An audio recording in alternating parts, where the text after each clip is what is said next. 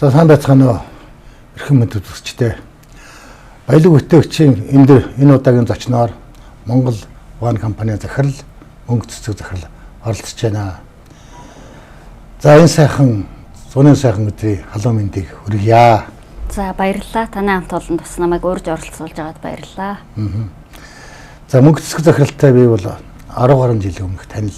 Бидний анхны одоо танилцсан цөөхөл төр олон нийтийн байгууллага буюу баялаг хүчтэй дэмжих холбоо гэсэн том холбоог байгуулагдах үед нь анх одоо бие биенээ татлаас оролж юу хийх үү, юу бүтээх үү гэсэн өчр төмөлтэй хүмүүс нэгэн одоо талбаанд нэгдэж танилцж байсан маань сайхан юм санагдаж байна. Тэдгээс өдөө хүртэл 11 жилийн хугацаа өнгөрчээ. Энэ тухай товчхон дурдаад эхлээ яриагаа эхлэе. Тэгээ ер нь бол 2000-ад оноос эхлээд Монгол улсад 90-ад онд одоо нийгэм солигдож өөрчлөгдлөө. Тэр 90-ад оноос хойш 10-ад жилийн хугацаанд монголчууд ганцгийн 8 хүн болгон хийж чадах одоо тохиролцооны дэлгүүр те ингээл янз янзын замналаар л хүмүүс шинэ нийгэмд хөл тэнцэж амжиргаа залгуулах гэж тэмцэжсэн байх. Яг тэгтээ эргээд ингээ харахаар 2000-ад оноос жижиг дунд үйлдвэрлэл, бичил бизнес эрхлэгч, өрхөө үйлдвэрлэгчид ингээд бас өөрсдийн хийж чадах зүйлээ хийж эхэлсэн болов уу гэж ер нь бол нийт масаар нь харагддаг. Тэгээд яг тэр давалгааны дараагийн 10 жил дээр одоо маш олон жижиг дунд үйлдвэрлэгчид аж ахуйн нэгж болоод дотооддоо үйлдвэрлэл хөгжүүлж эхэлсний нэг нь манай компани байгаа. Манай компани бол 2012 онд байгуулагдсан. За тэгэл мэдээж тэр үеийн олон залуучуудын адил гадаад улс оронд ажиллаад тэндээсээ сурж эзэмссэн зүйлээ эх орондоо үйлдвэрлэе. Дотоодод маань хийгддэггүй бүтээгдэхүүн байна гэдэг утгаараа импортыг орлох бүтээгдэхүүн үйлдвэрлэж эхэлсэн. За ингээд үйлдвэрлээд нэг 2-3 жил явж итэл ерөөсөө уучраа болохгүй бүх юм хориотой цээртэй айгу хүндрэлтэй яавал дотоодод үйлдвэрлсэн бүтээгдэхүүнээ дэмжиж худалдаж авдаг энэ үйлдвэрлэлийг бодлогоор дэмжих тэр процессыг бий болгох вэ гэдэг чинь өөрөө маш том шалгуурууд байсан л та. Тэгээ яг энэ үед ТV-гээс нэг өглөө залгаад ингээд өглөөний уулзалтанд үйлдвэрлэгчдийг оруулж байгаамаа та ирж ингээд оролцох боломжтой юу боломжтой гэд тэгээ очиод тэр нэвтрүүлэгт оролцоод тэр нэвтрүүлэг бол биднэрт жижиг дунд үйлдвэрлэгчид өөрийнхөө асуудлыг бэрхшээлийг шийдээд явж исэн тэр хүмүүст нэгдэх бие бинийгээ олж харах би ганцаархнаа юм бэрхшээлтэй тулгараад яваад байгаа юм биш. Зөндөө олон хүмүүс бас даван туулаад явж байгаа маш олон хүмүүс байдгийн байна гэдгийг анх олж харахад тусалсан нэвтрүүлэг байгаа. Тэгээд тэр нэвтрүүлэг хэд давтагдсны дараагаас яг нөгөө нэвтрүүлгүүдэд маш идэвхтэй ирж асуудал ярьж ирсэн захирлууд маань хоорондоо нэгдээд ер нь бүгдээрээ нэгдмэл эрх ашиг хамгаалах холбоо байгуулъя гэд баялаг бүтээгчдийг нэмж холбоо байгуулахад нэвтрүүлэгт оролцох цаг үеэс ч тэр холбоо байгуулах цаг үеэс ч тэр төдийгөөс өдий хүртэл одоо ингээд танилцаад өнөөдрийг хүртэл сэтгэл нэгтэйгээр зорилго нэгтэйгээр энэ хүртэл явсан хүмүүсийн маань нэг бум ах маань та байна. За баярлалаа. Тэгэхээр бид нар тэдгээс өдөө хүртэл дор өөрөөсөө бизнесийг чадан ч хийж болно, сайн ч хийж болно, бүтээлч ч хийж болно. Ямар нэгэн хэлбэрээр амжилттай яваад өдөө хөлцсөн хүчээ. Өнөөдөр 11 жилийн дараа баялаг бүтээгдэхүүн холбооны 10 жил болоод дууссан. Эргээд харахад анх бид холбооны үүсгэн байгуулж байсан цаг үе, бизнесийн орчин нөхцөл, өнөөдрийн таны бизнесийн орчин нөхцөл энэ хоёрын хооронд ялгаа үр дүн гарч ба. Мэдээж бид нэгдэж чадвал хүчтэй байдаг юм байна. Манай Монгол ардын зөрүүх хүртэл байгаа шүү дээ. Тэгэхээр ерөөсөө үе үеийн хүмүүсийн амьдрал дээр бол зорилго нэгтэй хүмүүс нэгдвэл нөгөө дуугар бол дуу нэгтэй, доктор бол хүч нэгтэй гэдэг шиг энэ баялаг бүтээгчдийг дэмжих холбоо одоо ингээ 10 жилийнхаа ойн дээр буюу 2025 онд жижиг дунд үйлдвэр үйлчлэгээний холбоо гэдэг нэрээ өөрчлөөд олон улсад үйл ажиллагаа хэлэхээр явж байгаа. Тэгэд энэ холбоо маань байгуулагдсан энэ 10 жилийн хугацаанд магадгүй бидний бизнес хийх орчинд бас ойлголтод маш том түлхэц нөмөр нөөлөг болсон юм байна. Энэ холбоонд нэгдэж чадсанараа бусад бизнес эрхлэгч захирлуудаас нэгдүгээр захирлууд өөрсдөө бие биенээсээ дуршлаг хуваалцж байна. Дээрээс нь одоо ингээд захирлууд чинь нэг компани дээр захирал нэртэй болохоор ямар нэгэн байдлаар ингээд арай нэг тусдаа тэгэнгүүт холбоон дээр ирэхээр нэгдмэл жаргал зовлонгоо ярина. Бид нар ч гэсэн захирлууд нэртэй боловч маш их асуудал, хариуцлага стрессийг тээж явдаг, өөрч явдаг тийм ээ. Тэгэхээр энэ асуудлуудаа яаж шийдвэрлэснээ ярьдаг гэдэг ингээд бас яг алдан бус гоё дотн харилцаа холбооч гэсэн бий болдог. Тэгээ энэ болгоно намайг өнөөдрийг хүртэл 14 дахь жилдээ компани удирдаад авч яваад компани бас тодорхой хэмжээнд ингээд хөгжүүлэлт хийгээд явхад их нэмэр болжээ. Түүнээс биш яг анхных шигэл ганцаараа зүтгээд байсан бол энэ хүртэл явж чадах уугүй юу гэдэг бол эргэлзээтэй. Тэгэхээр миний бизнес хөгжсөн үү, хөгжсөн, Монгол тодорхой хэмжээний тогтмол харилцагчтай болсон, маш олон орон сууцны барилгуудад бид нэр импортыг оруулсан эх орны бүтээгдэхүүнээр нийлүүлэлт хийж байна. Одоо дотоодын зах зээл дээр бол 50 яг ижил төрлийн бүтээгдэхүүн дээр бол 50 орчим хувийг хангаж ийн гэж үзэж байгаа. Одоо жилд 30 мянган орон сууц ашиглалтанд орж байгаа бол манайх бүрэн хүчин чадлаараа жилд 15 мянгаыг үйлдвэрлэхэд бүгдийг нийлүүлэлт хийчихэд байгаа. За өнгөрсөн жилээс бид нэр дахиад акрил ванны төвчлөлт технологи нэвтрүүлээд дахиад тэр маань жилд 15 мянга. Одоо ингээд нийтдээ манайх 30 мянган бүтээгдэхүүн жилд үйлдвэрлэх хүчин чадалтай болсон. Энийг одоо нөгөө хийж нийлүүлэлтээ хийж чадчихвэл манайх бол яг энэ одоо үйлдвэрлэлийн хүчин чадлаар бол дотоодын зах зээлийг 100% хүртэл хангах болтлоо хөгжиж чадсан. Тэгэхээр энийг бол би бас холбооныхоо ийм гоё харилцаа холбоог үүсгэж өгсөн гэж үздэг шүү. За ойлголоо. Тэгэхээр үнэхээр бахархах шитэй санагдаж байна. 30 мянган бараа бүтээгдэхүүн үйлдвэрлэж дотоодын хэрэгцээг хангаж байна. Энэ бол импортыг орлох, экспортыг чигээр хэмжээтэй бүтээгдэхүүн. Тэг өөрөө бол ярьж байсан Солонгос улсад гэр бүлийнхээ хамт ажиллаж байгаа. Солонгос ванны технологийн дагуу Монгол оронд ирээд нутагшуулж энийг одоо хөгжүүлсэн. Энэ бол би бас боддог олон монголчууд ийм өөрийнхөө хийжсэн бизнесийг Солонгосоос авчаад энд одоо өргөжлүүлээсэй гэж боддгийн. Гэсэн хэдээс монголчууд их хөвчлэн дандаа одоо тийм бизнес хийхгүй арай өөр хэлбэрийн ажлууд хийгээд идэх гэж байна. Одоо бол жоохон одоо харамсалтай санагддаг. Тэгэхээр та эмэгтэй хүн за гэр бүлийн чөөнийг би танилцсан гэрэл ингээ хамтаараа энэ том бүтээн байгуулалтыг хийнэ гэдэг бол гайхамшиг байхгүй. Би бол гайхамшиг гэж баярлалаа. Тэгэхээр энийг Монгол оронд нутагшуулах тэр арга ухаан тэр мөч хэдий төрсөн. Юунаас бий болсон. Ер нь бол би тэрийн тухайн ваныг хийх сэтэл юу бол ер нь бол амьдралын төлөөх тэмцэл дундал гарч ирсэн. Түүнээс би тэр нэг сэтгээд ийм сурчий нэвтрүүлчихье гэж яваагүй. Одоо 2000-аад онд чинь би тэр дөнгөж гэр бүл болоод яг тэр үед бол Монгол залуучууд тэр чигээрэл Солонгос улс руу гарч ажиллах сонирхолтой байсан. Тэгээд гэр бүлийн хүмүүс маань бол хэдэн жил дараалал тэнд чинь сонгогдно гэдэг маш их хүлээлттэй байлаа шүү дээ. Тэгээд нэлээ олон жил бол ер нь нэрэн сонгогдохгүй яваад байсан. Тэгээд би төрүүлээд ингээд Солонгос улсад суралцах гээд яваад тэгээд тэр хооронд манай нөхөр жил гарны дараа араас нэрэн сонгогдож ирсэн үйлдвэр нь өөрөө 800 хот дахь яг энэ шахмал чулуун ванны үйлдвэр байсан. Солонгос улс бол үндэсний үйлдвэрээ маш дэмждэг. Импортоор ван авдаггүй. Одоо тэнд баригдаж байгаа олон мянган орон сууц, зочид буудал бүх юм дандаа чулуун ван. Чулуун ван чи өөрөө нөгөө бусад технологийн ванаас усны дулаанаа хадгална. Эдлэгээ удаантай энэ төргээд маш олон гоё давуу талтай. Тэгээд өөрийнхөө дотоодын тэр бүтээгдэхүүнээ 100% нийлүүлэлт хийгээд ажилладаг ийм маш дотоод үйлдвэрлэгчдийн дэмжсэн бодлоготой улс орно л доо. Тэгээд тийм гоё газар хуваарлагдаж утсан бас цаанаасаа нэг тий ерөөл тавилан аз заяа байжээ. Гэхдээ алган дээр тавьсан тэр олон одоо Монголоос бол маш олон залуучууд харийн улс оронд маш олон төрлийн ажил хийж үзэж байгаа. Эх орондоо яагаад ирээд хийж болохгүй байх вэ гэдэг бас асуудал. Үнэхээр бид нэр Монгол улсын эдийн засгийн орчин, улс төрийн орчин докторгүйгээд яг өнөөдөр олж байгаа цалин мөнгө амжиргааныхаа одоо гэр бүлдээ нэг орон сууцтай болъё, эсвэл нэг хувийн нэг жижиг худалдааны бизнес хийгээд ингээ яваад байвал Монгол улсын хөгжил яг л нөгөө бид нар гар бие оролцохгүй зөвхөн хошуул оролцоод яваад байвал хөгжил тодорхой хэмжээгээр л удаашрна гэж боддог. За би тэрийн үед бол нэг тийм мундаг их оронч юутайдаж бас тухайн үедээ бол ирээд шууд байгуулчаагүй.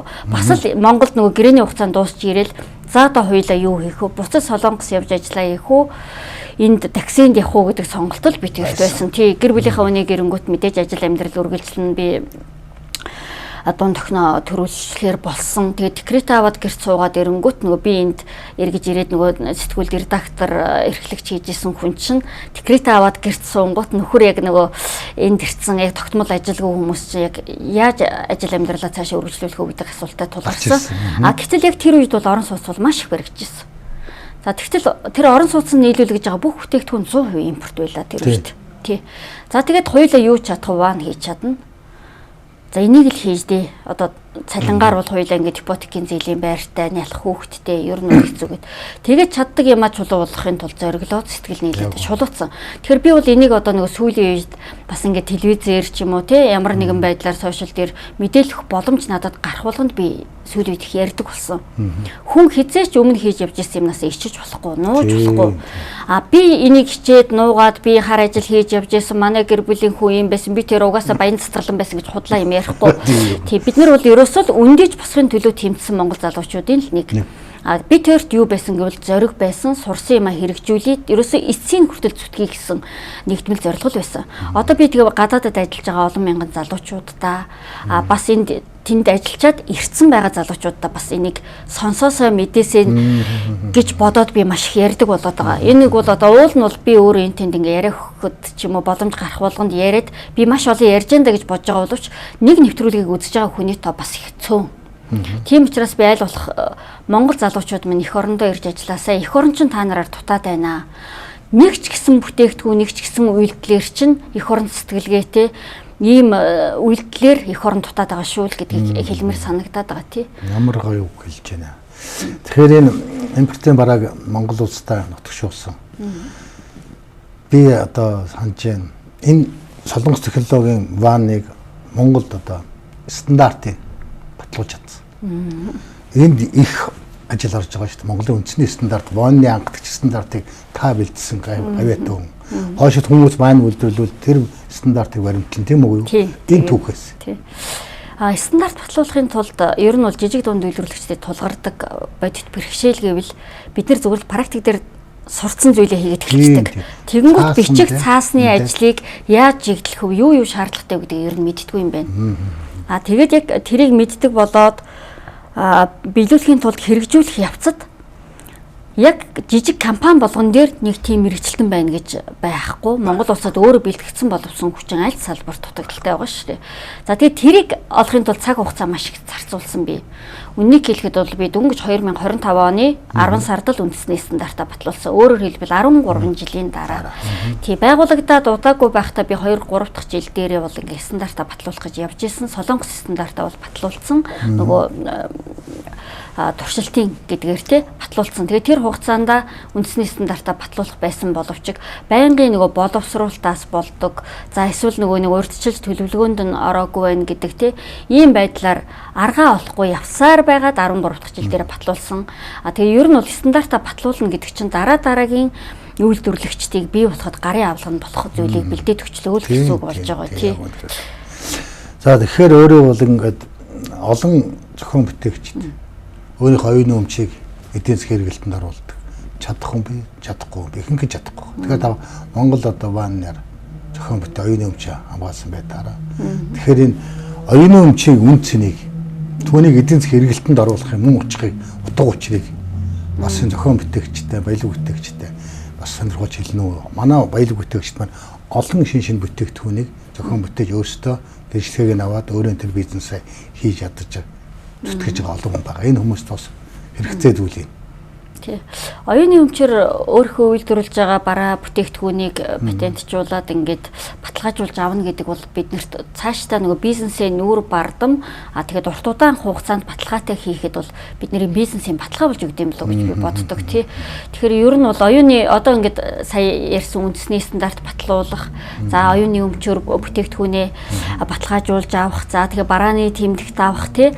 Одоо бусад тэр нөгөө чанарын сертификат тохирлын гэрчлэгээ энтер аван энтер гэдэг бол ер нь бол ялангуяа жижиг дунд үйлдвэрлэгч нарт маш хүнд. Тэгэхээр надад бол энэ тал дээр төрийн бас нэг зөвлөн туслах үйлчлэгээ. Одоо төр хувийн хвшлийн хамтын ажиллагаа гэхээр дандаа төрөөс зарлж байгаа худалдан авалт тендертэй холбоотой биш, бас зөвлөн туслах сургалт судалгаагаар хувийн хвшлийг хангах ийм үйл ажиллагаа маш чухал. Тийм маш чухал гэж боддог. Уул нь бол ингээд янз бүрийн тэр гоё форумуудад очиод оролцохоор төрийн байгууллагууд дээр очихоор уул нь байх шиг байгаад байгаа юм. Гэхдээ яг бодитоор зөвлөх, туслах, одоо бойжуулах гэдэг юм бол үнэхээр байхгүй тий. Ер нь бол байхгүй. Зүгээр нэр төдий ийм бүрдүүлгээд өчтдөг. Тэр бүрдүүлж байгаа материалууд донд ч аягүй хундаг байхгүй юу? Тий. Тэгэл унаал буцна. бид нар өөрсдийнхөө төлөөлж зүтгэхгүй бол хизээч ингээд төр хувийн хөгжлийн хамтын ажиллагаагаар за энэ дээр ингээд нэгдсэн журмаар ингэж өгч байгаа шүү гэж сууж явах газар ер нь байхгүй шүү. Тэгэхээр өөрсдөө л нэлээд зүтгэл хэрэгтэй дээ. Баялаг бүтээгч дэмжих холбоо түүхэн хугацаанд олон хуулийн хэлцүүлгүүд оруулж олон хуулийн төслүүдээр ажиллаж байсан. Жижиг дундаа хууль гэж том хууль байна, тендерийн хууль байна, дотроо хууль гэдэг. Бид холбооныхаа баг бүрэлдэхүүн нэрээ бүгдээрээ нийлээд гидүү самбан гэдэг олон юмнуудын нийтлөө тэмцэж ирсэн. Энэ дотоос одоо онцгой олон одоо форм зохион байгуулсан. Энээс нэг дурсгалтай юм уу? Хөгжинтэй шийдэж бол бүр амжилтанд хүрсэн түүхэн чухал тохиолдлоос нэг хэлээч. Надад бол тэр жижиг дунд үйлдвэрийг дэмжих сангийн зээл жинхэнэ эзэдтэй очтгүй байсан. Тэр бол айгүй тод үлдсэн. Ягаад тэгэхээр би өөрөө 14, 15, 16 онд 3 жил дараа л жижиг дунд үйлдвэрийн дэмжих сангаас зээл авах гэж би өөрөө бүх юма хийдэг, үйлдвэрлэдэг, түүхийдээ татдаг, борлуулдаг бүх тооцоолоо маш сайн мэддэг учраас өөрөө би төслөө бичсэн. Гэтэл би 3 жил дараалж унсан. За тэгээд сүүлдээ бүр за яагаад татгалцсан шалтгаанаа албан бичгээр өгөх гэдэг би шаардлага хөрвүүлж яамны үдийн сахил зогсдог болсон. Ингээд эрэнгүүт нийгмийн даатгалын тайлан авсаргаагүй байна гэж.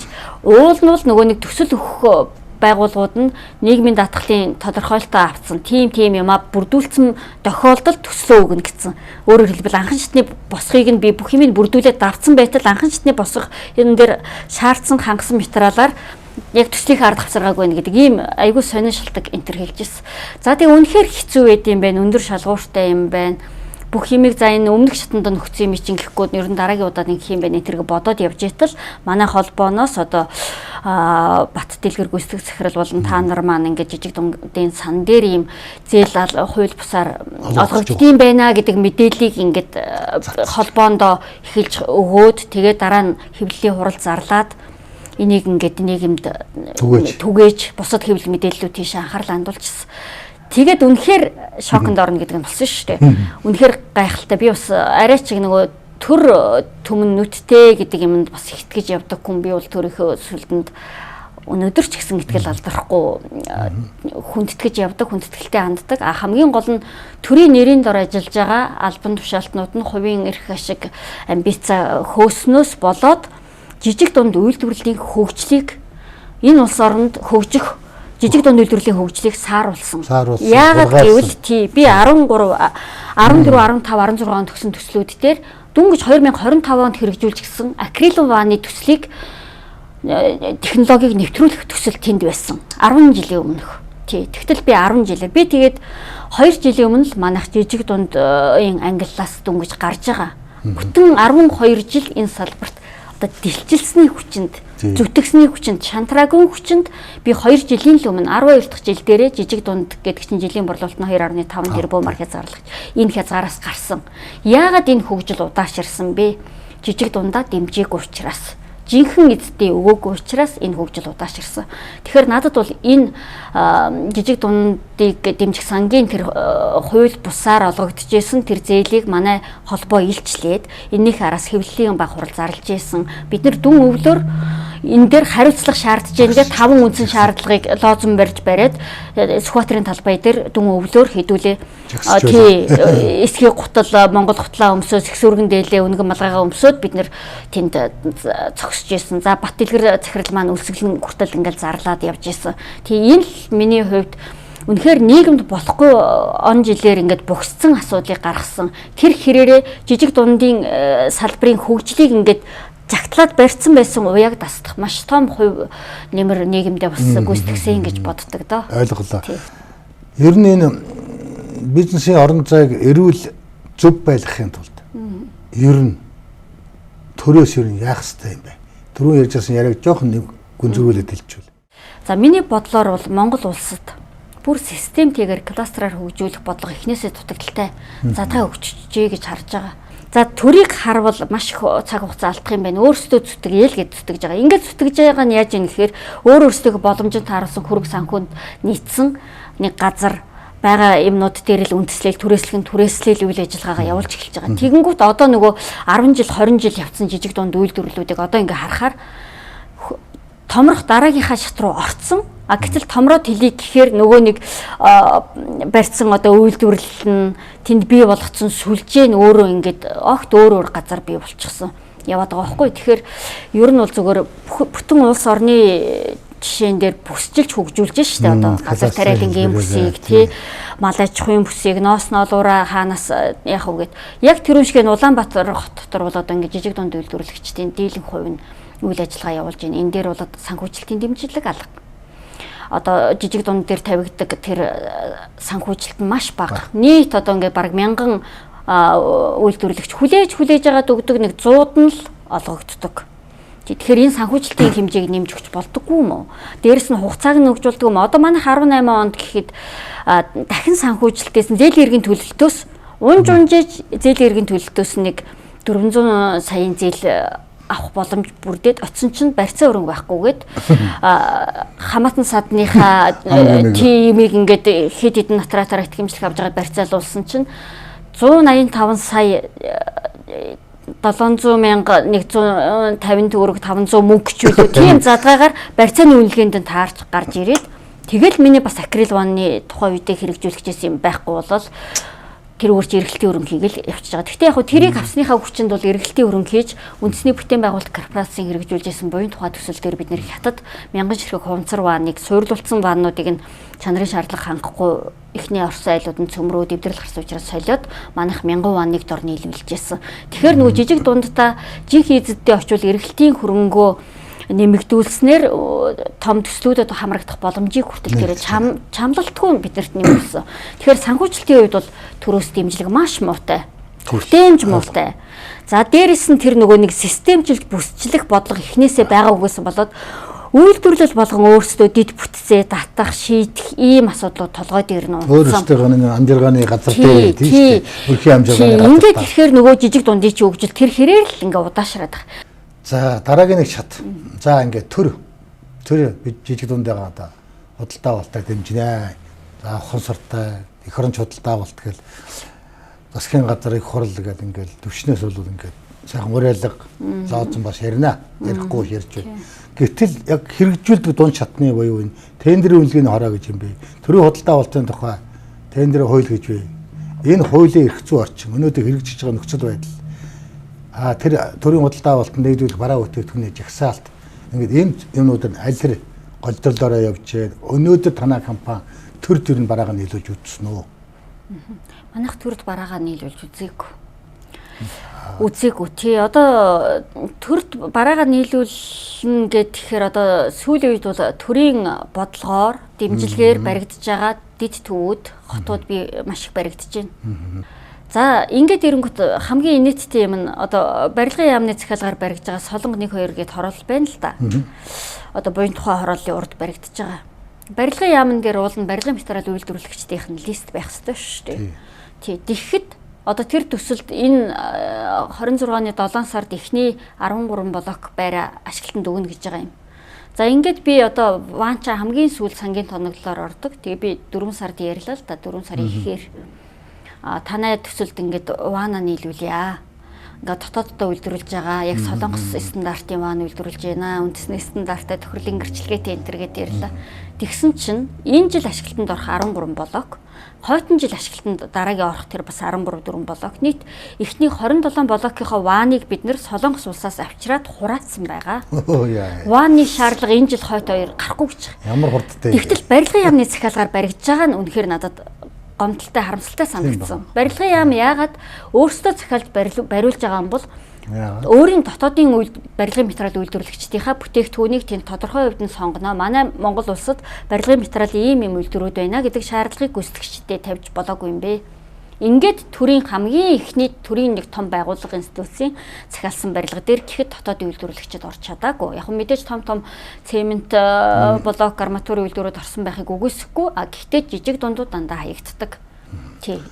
За тэгэнгүүт одоо төрийн худалдаа авах ажиллагааны газарт очиод за төрийн одоо барьж байгаа том төслүүдэд орохын тулд ямар ч байсан цахим дэлгүүргийн чимэнд байршуулъя гэж очихоор дотоодын бараа материалын жагсаалт орсон бараанаас цахим дэлгүрт байршуулна гэсэн шаардлага байгаа юм бэлээ. Тэгээд дотоодын бараа материалын жагсаалтанд орохоор одоо шинжилэн батлагдахаар ажлын хэсэг байгуулагдсан ажиллаж байгаа юм бэлээ. Тэгээд тэр жагсаалтанд орох байх гэж найдаж байгаа.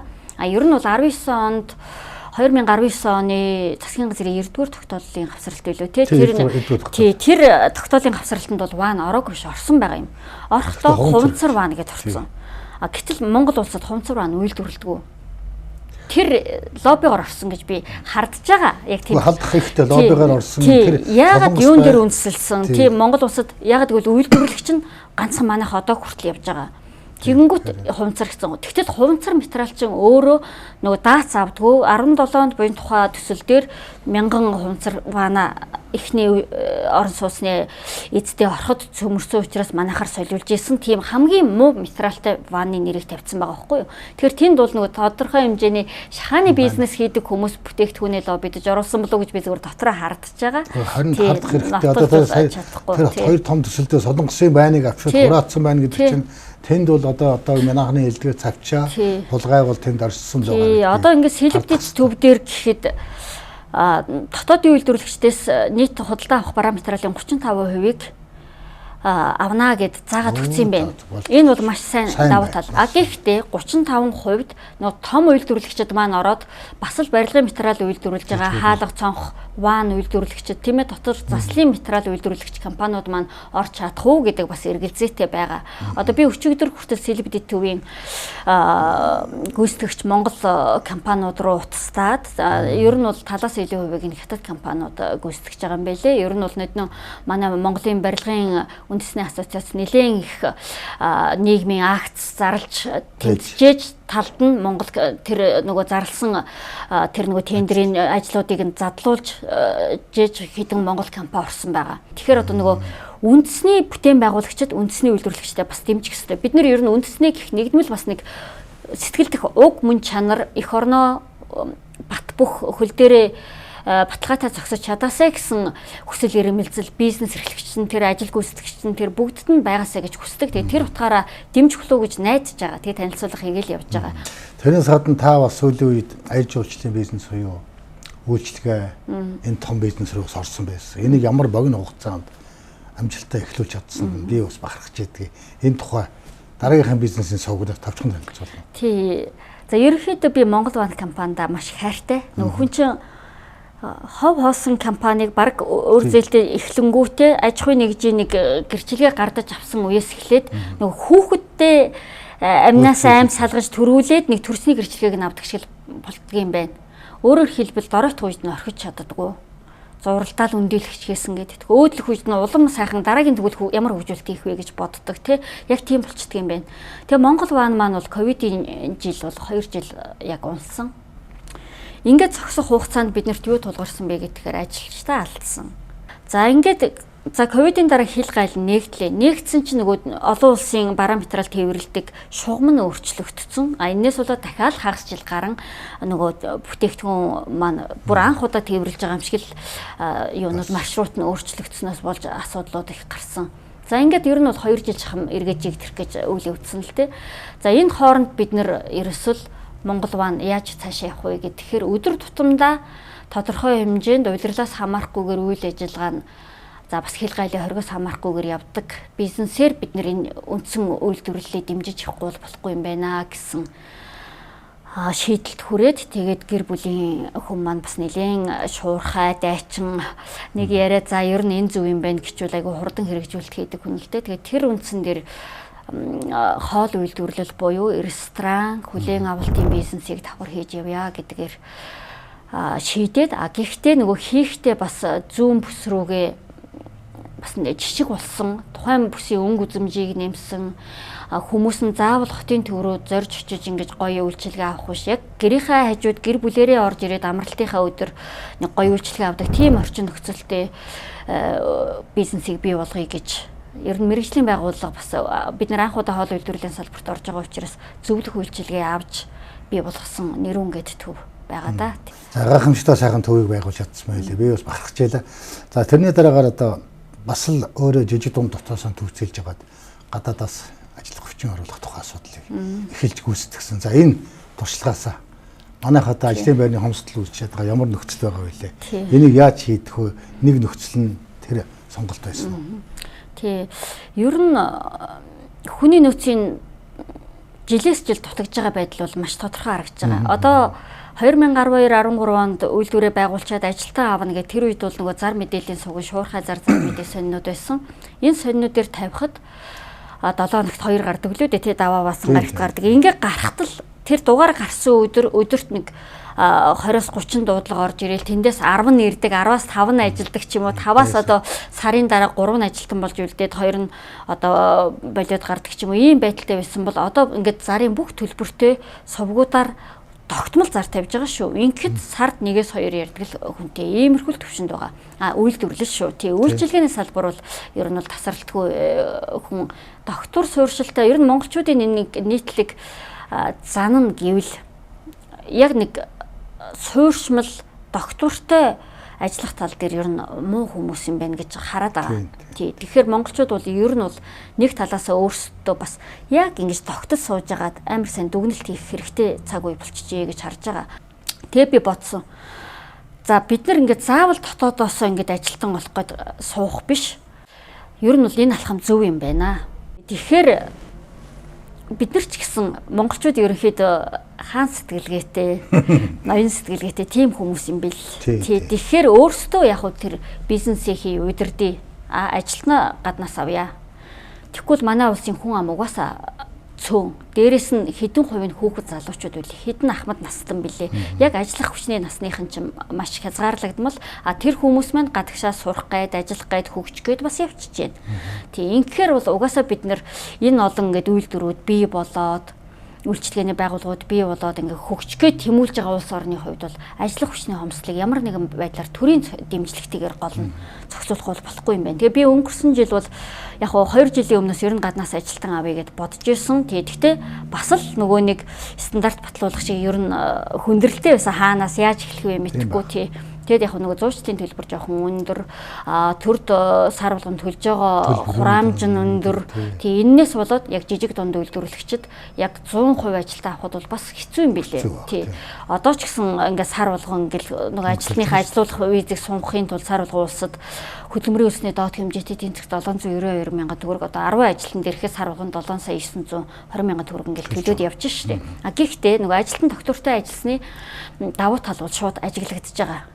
Доктортой ажилтнаас ур чадвар эзэмшилт гарч ирж байна. Ур чадвар эзэмсэн ажилтнаас бүтээгдэхүүний гологдол байхгүй, ажил тасалдалгүй явснаар бид нар эргээд нөгөө талдаа харилцагчдаа ихтгэл төрүүлэх, бизнес илүү өргөжих боломж нэгж байгаа. Тэгэхээр энэ тал дээр бол үйлдвэрлэгчид, жижиг дунд үйлдвэрлэгчид бол гаднаас хүний нөөц анх бүрэн боломжтой. Энэ бол маш зүг гэж харж байгаа. Гол нь нөгөө бүр цаана байгаа эх оронч үзэл, үнсрэх үзэл гэдэг биднэрт байх ёстой. Тэр хүмүүсийг үндэс цаатайгаа холихгүй байх.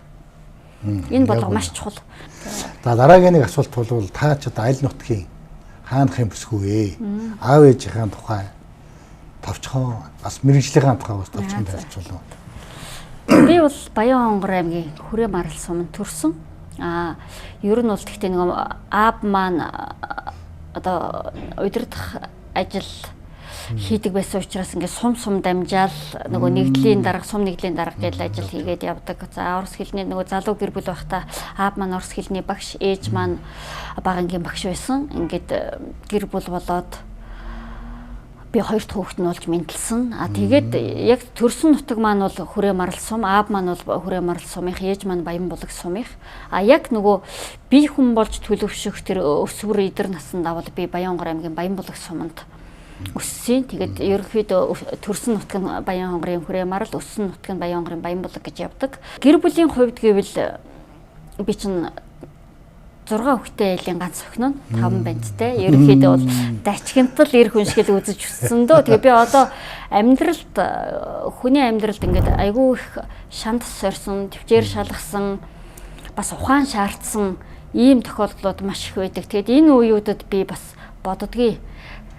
Би баг байхдаа ээжээсээ та надад нэг ганц охин дөө төрүүлээд өгчихгүй яасыг гэдэг байсан. Тэгээд тэгэхэд Одоо би харин тэр олон эрчүүдтэй энэ тэнцүү одоо нөгөө гендер ирэх гэж айгүйх ярьдэн шүү дээ. Би бол тийм юм ерөөсөн мэдрэг өссөн. Би эмэгтэй учраас эрх танхи байх хэвээр. Би эмэгтэй учраас эсвэл гэр орны ажил хийх хэвээр ч юм уу. Ийм хязгаар манай гэр бүлд байгаагүй.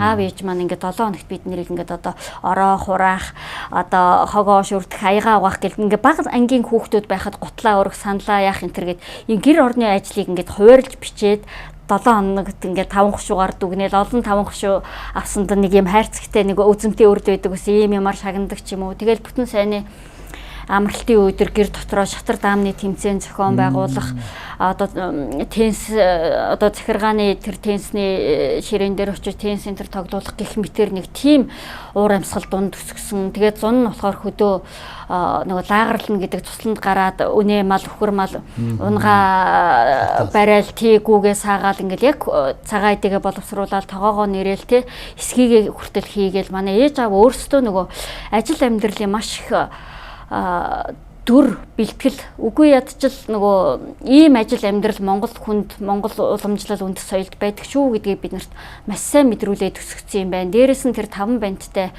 дачигт зэрэгцэж энэ тэнцүү өссөний хүчинд энэ ажил амьдрал бэрхшээл гарч ирэх болгонд тэрийг нэг ингээд шантралгүй уярч хайлж уйлж суулалгүй энэ бол шийдээд даваад гарах боломжтой асуудал гэж бүх асуудлыг хараад явдаг маань бас нөгөө таны түрүүний хэлсэн олон асуудал дээр бас нэг зөвлөх хэмжээнд ингээд өөрийгөө дайчилж зүтгэжээ гэдгийн давах босгон болсон юм л гэж боддөө шүү дээ. Тэгээ яг мэрэгжлийн үед бол би сэтгүүлч мэрэгчлээ.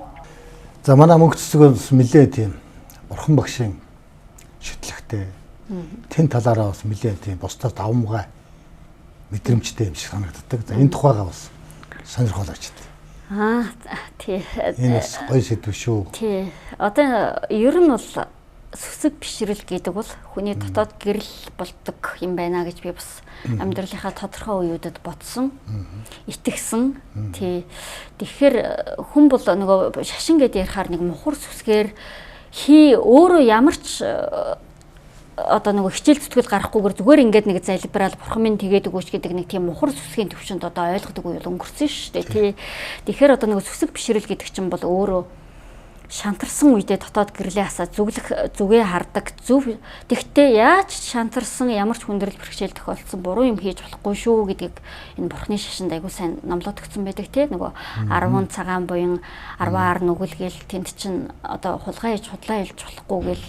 Тэгээ ер нь бол бас нэгдүгээрт зөв явж амьдралаа чиглүүлэхэд бурхны шашин, бурхан багшийн сургаал бол маш их үнцэнтэй зүйлээ. Тэгээд зүгээр нэг эзэн хичээвэл заяа хичээнэ гэдэг шүү дээ. Явж яг бидний өөрсдийн төлөө л тэр юм байгаа. Түүнээс биш одоо нэг гандан эсвэл ам нарыг нэг баяжуулах гайл эсвэл нэг тэнд байгаа бурхныг одоо шүтэд тавих гээд байгаа юм бол байхгүй. Тэгэхээр энд дахиад би гургуулад бодчих. Өнөөдөр мэдээллийг бол одоо замбраагүй мэдээлэл болцсон. Хүмүүс төвлөрч, ажлын төвлөрч чадахгүй, саяны өөрийн хэлдгээр ингэж өөрөөр нь төвлөл анхаарал хандуулж чадахгүй учраас олон юм самгардаад өөдтэй амжилтаа гаргаж чадахгүй байна гэж би өөдөө боддог. Та энэ дээр ямар бодлоо? Үнэ. Тий үнэ. Гэхдээ яг тэр төвлөрч чадахгүй байгаагаа хэдий ч нэг эрт ойлгоно, төдий ч нэг үр дүнтэй. Ойлгоод бас хэрэгжүүлэх нь аягүй чухал. Одоо чинь хүмүүс хар мас энтергээл фэйсбүүкт, сошиалд бие бинийгээ дуудаал үзэлцээл яваад байдаг шүү дээ. Яг яагаад нэгээ бусдыг хар мас гэж дуудаад өгнөд байгаа юм. Тэгвэл тэр хар мастай үзэлцээд байгаа тэр хүн бас өөрөө яг ямар төрлийн тий тэгээд бодохоор ер нь бол ойлгоод хамгийн гол нь хар мас гэж байгаад байгаа юм байна гэд тэрийг яг ямар хэмжүүрээр үнэлээд байна гэдгийг ойлгож байгаа юм бол өөртөө дүгнэлт хийгээд гол нь хэрэгжүүлэлт айгуу чухал. Түүнээс биш мэдээлэл бол маш замбраагүй мэдээлэл 900 төрсэн. Хувь хүн өөрийнхөө дотоодтой ярилцах цаг хугацаа орон зай маш багасаад байгаа. Тий. Тэгэхээр л нэг өөрийн толгойг үйлдэлүүд хийгдэнэ. Тэгэхээр аль болох эртэл ухаарах хэрэгтэй. Энийг ухаарсан ойлгоцсон хэрэгжүүлээд явж байгаа хүмүүс нь өөр хүүхдээ ч юм уу өөрөө мэдэх чадах, нөлөөлж чадах хүрээндээ нөлөөлөх л ёстой. Үнэхээр одоо гэр бүлийн хүмүүжил буюу гэр бүлийн хөдөлмөр гэдэг юм харагдахгүй болчлаа. Баг байхад сургуульд байхад хөдөлмөрийн хичээл, аяллаа хичээл, спортын одоо батлан хамгаалах тэмдгийн норм гээл биеийг ингэж хэрэгжүүлдэг. Оюун ухаан гарын зүг чигийг олгодог байлаа. Одоо тэр байхгүй боллоо. Одоо яах вэ? Одоо түрүүн ажиллах хүчний асуудал дээр бас ярих гэж мартсан байна. Та сая санууллаа. Мэргэжилтэд боловсон хүчин бэлдэх одоо мэргэжил сургалт үйлдвэрийн төвүүд гэж байгаа шүү дээ, тий. Эднэрийн хөгжлийг маш сайн дэмжих хэрэгтэй. Би энийг бас таныг энэ асуудал дээр айгүй анхаарч олж харж ажиллаж байгаа гэж бодсон. Та өнгөрсөн 7 хоногт үйлдвэр дээрээ 10 жилийн сургуулийн 12 дугаар ангийн төгсөх ангийн хүүхдүүдийг авчир танилцуулсан байл. Одоо бид нар Монгол улсын нэг бас том гажуудал нийгмийн гажуулагч шүү энэ бол. Нийгмийн гажуудал нь гэвэл дээд боловсралтай, хуульч, улс төрч, одоо эдийн засагч нэгтлэн одоо юу гэдэг тийм хүмүүс нь мундаг гэд ойлголцсон. Гэтэл яг нөгөө ажиллах хүчний салбарт эн чинь өөрөө бахархалтай маш гоё салбар. Одоо бидний муулаад байдаг хуучин социалист нийгэмд гэхэд одоо илгээлтийн эзэн гэл малчтыг бахархалтай нэг салбар болгож нэгэн үеийн залуучуудын давлгаа орон нутагт очиж тэр мал аж ахуй хөгжиж исэн, газар тариалан хөгжиж исэн. Одоо энд тийм давлгаа байхгүй тасарсан. Одоо энийг бол яг зовлонг нь үзээд энд яг ийм гажуудал үүсээд байна гэдгийг олоод харцсан. Одоо тань шиг ажил олгогч, үйлдвэрлэгч нар энэ давлгааг тэр эмсүүттэй нийлж, мэргэжил сургалтын төвөдтэй нийлж тэнд сурж байгаа хүмүүсийг бойжуулж авах хэрэгтэй гэж бодож байгаа. Тэгэхгүй бол Монгол улсын ажиллах хүчний залгамж халаа яг үндэсний ажиллах хүчний залгамж халаа шүү. Тий байхгүй болцсон. Өөрөөр хэлбэл яг нөгөө цагаан гартнууд нэмэгдсэн. Тэгээ ямар ч сургуулаа төгсөөд ажлын байргуу баахан хуульч улс төрчлаглаг гоё нэртэй мэрэгчлэтнүүд байгаад байдаг. Аль хадаасаа бариад нэг сандалмжааж исэн саналаа засаж чадахгүй. Одоо хаалгуудээр нь жавар сэглэхэд тэрийн дээр нэг ингээд типитүүлж чадах чадваргүй ийм баахан хүмүүс. Одоо охид ихэд нэг довч унтсан байхад одоо довч хадж байгааг баг пэ бурхан минь ямар мундаг үйлч юм бэ? Та довч хадж байгаа мө төвшөнд одоо өөр хөөхөд маань харах төвшөнд ингээд бид нэр хүүхдүүдээ одоо нөгөө амьдрах орчин нөгөө сууршмал амьдрал руу ороод ирэхээр нөгөө гэр ахуйдаа хэрэгэлдэг ажлын юунууд хүртэл одоо соёл хүртэл байхгүй болцсон. Гэхдээ энэ дээр бол бас тодорхой хэмжээнд боловсролын салбарт анзаараад хүүхдүүдийг бас ажил хөдөлмөр сурах хичээлүүд одоо эргээд хэрчимжиж байгаа юм болов уу гэж бодоод байгаа. За ийм биеийн хүчний юм уу одоо ахуйн амьдралын дадал чадвар суралцаагүйгээс болоод сэтгэлийн дадал чадвар бэрхшээлийг тэнд байгаа энэ хадасыг ийшээ хадчвал зүгээрөө ийшээ хадвал илүү бат бөх тогтвортой болох уу гэдэг адгалжил тархины нэг жижиг ажиллагаа тэнд байхгүй болчихж байгаа байхгүй юу? Тий. Биеийн хүчний дадлыг дагаад оюуны дадал заавал энд явж идэг. За тэгээд тэр үйлдэл процессоос улбаатай сэтгэлийн дадал гэдэг юмд дэсвэртэй байх, хатуужилтай байх, бэрхшээл тохиолдоход нэг шантраад нураад унчихгүй сэтгэлийн хатамжтай байх гэсэн чадамжууд өөрийнхөө чадахгүй зүйлээр бусдаас айжчихгүй тэрийг яаж даван туулах юм, өөрөө тэрийг чадамжийг эзэмшчихэд яаж бахархалтайгаар ингэж тэрийг хийх юм гэдэг ийм нөгөө нэг уялдаа холбоо алдагдаад явцсан. Яг үннийг хэлэхэд одоо бид нар травма л гэж яриад байгаа шүү дээ. Бидний үеч тийм травма гэж юм ойлголт байгаагүй. Гэхдээ яг тэр яригадаад байгаа сэтгэл зүйн асуудал байсан л юм билээ. Гэхдээ тэрийг бид нар одоо ингээд яг ийм юм байх ёстой энэ асуудал дээр ялгаатай харьцах ёстой жинзээ энтер гэж яриад байдаг шүү дээ тий. Надад бол яг нөгөө үе үеийн нийгмийн хөгжлөөс хамаарсан үе үеийн хүмүүсийн сэтгэл зүйн өөрчлөлт юмд хандах хандлага бол өөр байх нь байгаа. Гэхдээ тэрийг бол бүр тэгж нэг тусгаарлаж үзээд бүр яг тэр чигээр нь ингээд вакуумжуулаад байж болохгүй. Тэрийг задлаад одоо нөгөө биеийн сэтгэлийн оюуны чадамжтай тийм хүмүүсийг бэлтгэх тал дээр анхаарах хэрэгтэй болов гэж бодож байгаа. За би хувьд захирлын хувьж байгаа ааш муутай захирал. Та ямар ааш муутай захирал уу?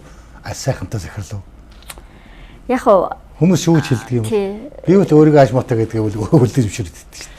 Би бол өөрийгөө бүх хүнтэй ийдэг харьцдаг. Гэхдээ бүх хүнтэй ажил хэрэгч зарчимч харьцдаг л гэж боддог. Тий.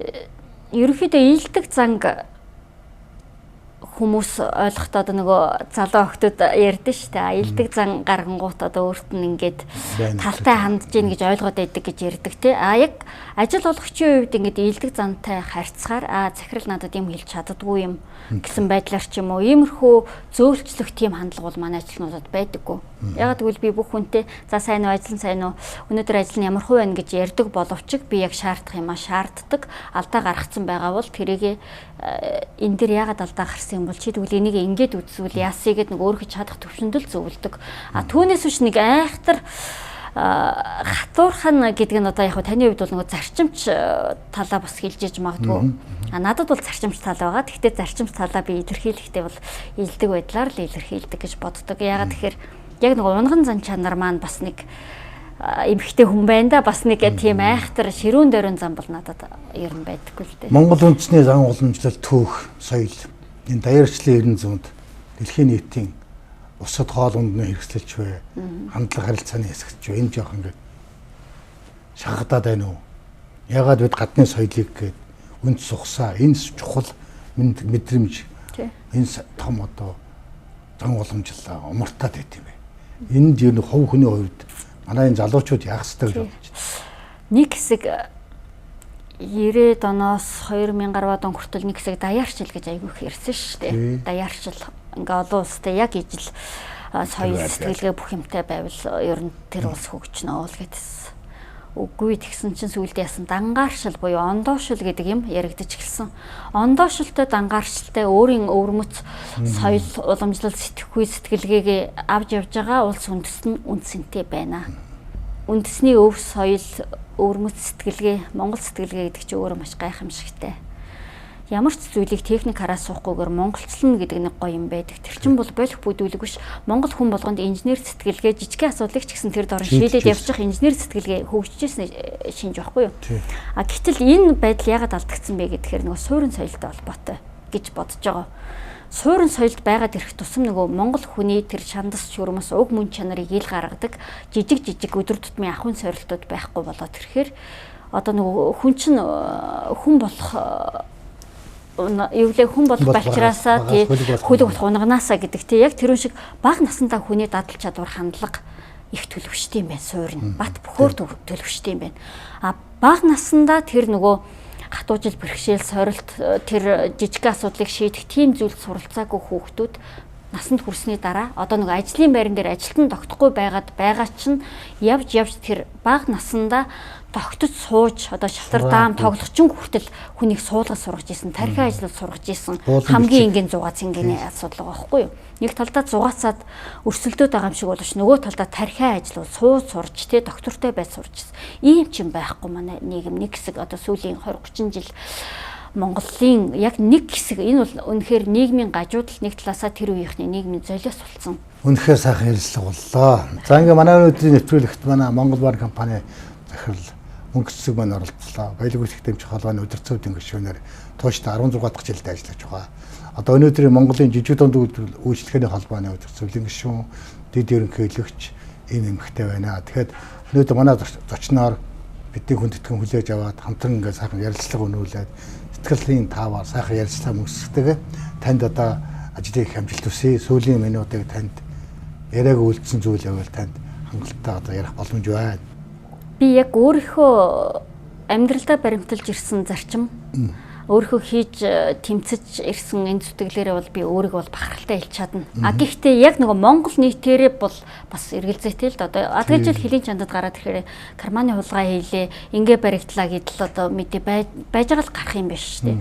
Тэгээ эн чинь нөгөө эх орныхоо нэр хүндийг хаач явсан өргөж явах хэвээр. Би хүний нутагт очиод хар ажил хийсэн ч гэсэн гоё цэмцгэр байх хэвээр, уруу дорой байх ёсгүй, сэргэлэн байх хэвээр, гавшгай үнэнч сайн ажиллах ёстой. Монголчууд чи ямар мундаг юм бэ гэж хэлүүлэхийнсэн гэж ингэж л эх орныхоо нэрийг хаач ямар ч ажил хийж авсан эрхэмлж яваасай л гэж боддог. Тэгээ миний хувьд бол танаас дандаа менторлож одоо ингээд танаас зөвлөгөө авч те явдаг. Тэгээд сая ярилцлагын үед та ингээд маш олон удаа яг ингээд таны дотоод мэдрэхүй тэр хүсэл тэмүүлэл чинь үндэсрэг үзэл, үндэсний соёл сэтгэлгээ гэсэн яг миний ингэж имзгэлж бодож харж явдаг тэр асуудлууд их хүнсэн учраас таны бас байр суурийг нэг энэ цавшаа олдсон дээр асуугаад мэдээд авъя гэж бодлоо. Баярлалаа ингээд та тий зөв хүн байх гэдгийг бол үнэхээр чухал гэж бодож байна. Баярлалаа. Түлхүүрийн олоо танаас сонсчлаа. За баярлалаа. За өнөөдөр үнэхээр одоо баялаг бүтээх захирлуудын энэ дэр гэсэн энэ сайхан нэвтрүүлгийг Мас телевиз байна эрхлэн гаргаад тун удаагүй байна. За манай өнөөдрийн зочноор Монгол Бар компани захирал гайхамшигтай одоо бүтээгч ийм сайхан эмэгтэй оролцсон би баярлж байна мөнгөцөхтэй. За өнөөдрийн нэвтрүүлгийн ивент тэтгэгчээр чиглэл компани ажиллаж байгаа. Тэгээд гарынхаа бэлгийг давтуулж байгаамаа. За ингээд хамтдаа бүтээлсэн 35 жилийн түүхтэй хамтын хүчээр хөгжлийн бүтээцгээ гэсэн үрээтэй. Тэгээд манай одоо компани ивент хийж гаргадаг манай нутгийн сүм хийдийн календар байгаамаа. За баярлалаа. За ингээ манай одоо баялаг бүтээгчид манай нэвтрүүлгийг үзэж байгаа хүмүүс одоо баялаг бүтээх захирлуудын энэ дэр гэсний нөхөн сайхан нэвтрүүлэгт бас оролцсон өөрийнхөө үзэл бодлыг хийж байгаа бүтээгдэхүүнээ олон түмэн түгээх юм боломжтой байгаа. Тухай бас манай нөгөө одоо нэвтрүүлгийг ивент гэж бас орох боломжтой байгаа. Ингээ дараагийнхаа сайхан нэвтрүүлгээр дараагийн сайхан захирлуудтай уулзтал төр баяртай. Та бүхэндээ ажлын амжилт сайн сайхан бүхнийг хүсэнгээрээ мөнгө цэцгээ танд баярлалаа. За танд бас маш их баярлалаа. Амжилт хүсье.